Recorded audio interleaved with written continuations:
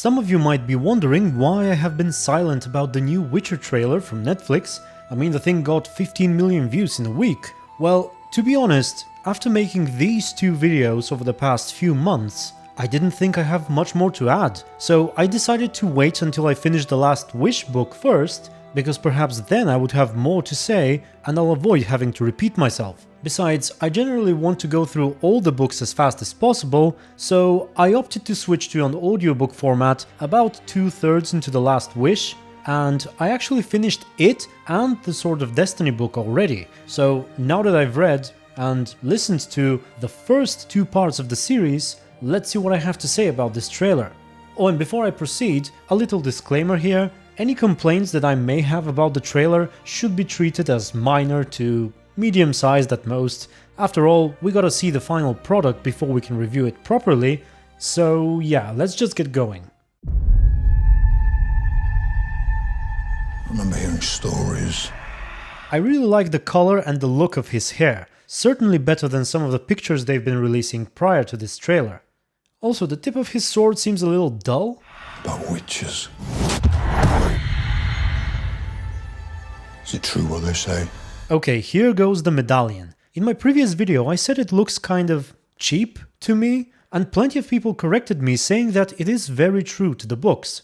Well, they do indeed state that the medallion is round with a wolf's head on it, which is what this is, but I still hold on to my opinion that it looks a bit like a cheap cosplay item and less like a mystical artifact which is able to detect the presence of magic and monsters and whatnot.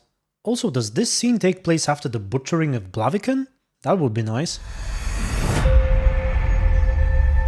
Elves are the original sorcerers of the continent. Okay, I'm not sure what this is. When I watched it for the first time, before I even started The Sword of Destiny, which is the second book, I wondered whether these were elves, because they start talking about elves as soon as the scene begins. Elves are the original sorcerers of the continent.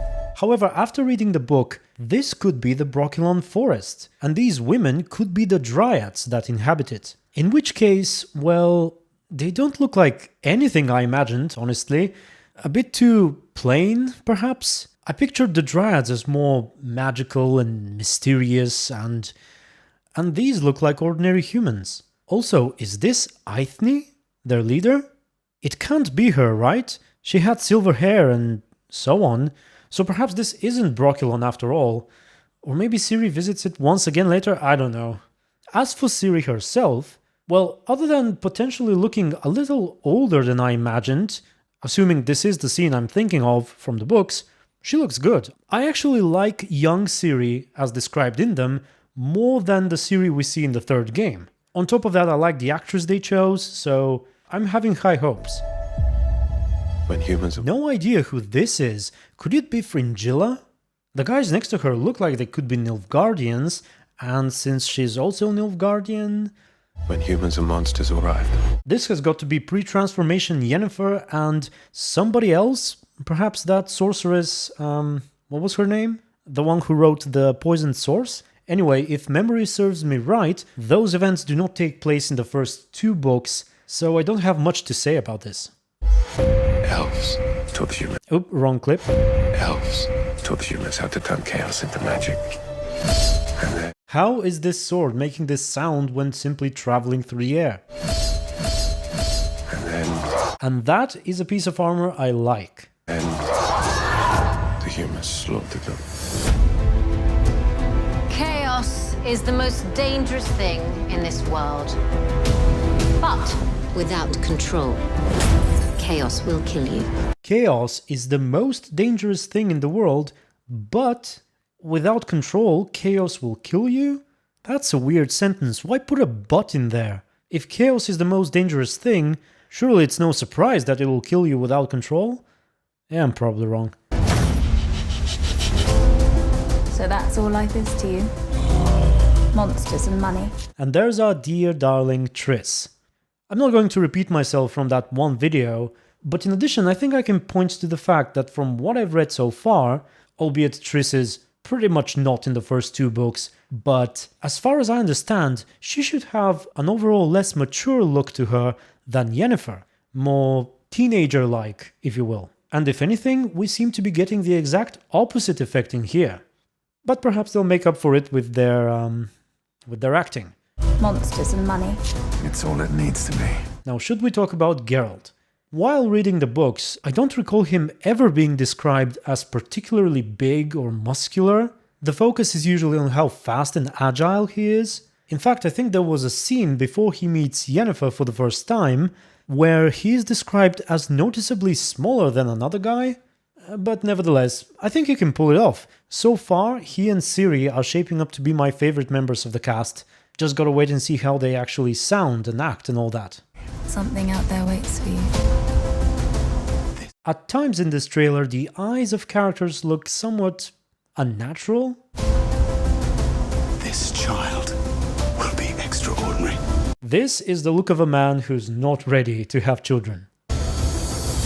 Yennefer, imagine the most powerful woman in the world. Do you have what it takes? This has got to be the fall of Sintra to Nilfgaard. So I guess that flag we saw burning was Cintrian. Also Nilfgaard's armor. She's why they came.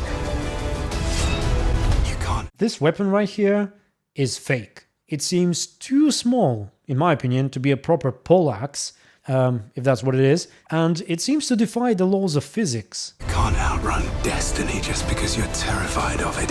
It's coming. Yennefer does look better with a healthy dose of makeup. Find Geralt of Rivia. He holds the sword with the edge pointing downwards, then flips it back up, but then it's pointing down again, and the medallion is upside down as well. And also, is this the butchering of Blaviken again? It may be. I can't do this without you.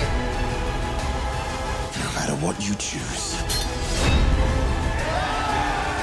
you'll come out. Oh, this has to be the Ravix of Fourhorn sequence from the second book, which means, hold on, I thought this was Ciri because of the way it's edited, but I suppose it's probably her mom knocking everyone away.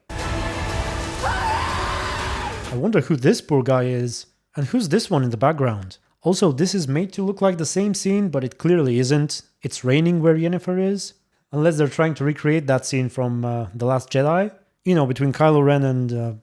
Anyway, here's the question. What sign is he using? The finger position reminds me mostly of Quen, but the rest of the movement seems more fitting for an Ard or an Igni. Or could he be casting Yen on somebody... Yen?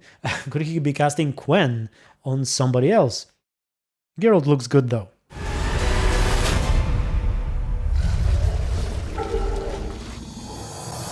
And right after I said he looks good, here's another case of oversaturated yellow in this shot. I talked about this in my previous video. Geralt's hair suddenly appears much blonder than usual. Also, it looks like somebody forgot to put some skill points into heightened tolerance. Seriously though, this is probably my least favorite bit from the trailer. It may look better in the actual film, but in this particular shot, I'm not a big fan of the way Geralt looks. I think it's kind of ridiculous. And so, we're done.